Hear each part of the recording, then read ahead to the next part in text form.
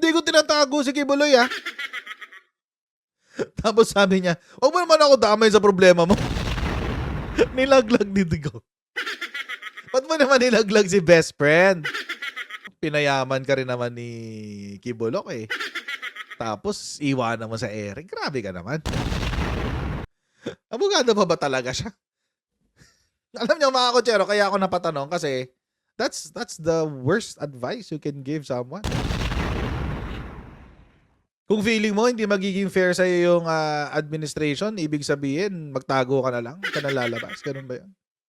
But if you think you will not get a fair deal with this administration, talking about Marcos and everything, wag kang lumabas dyan sa tamayong. So nasa tamayong lang. Nasa tamayong lang daw. Daw. Tapos sasabihin niya, wag daw siyang idamay.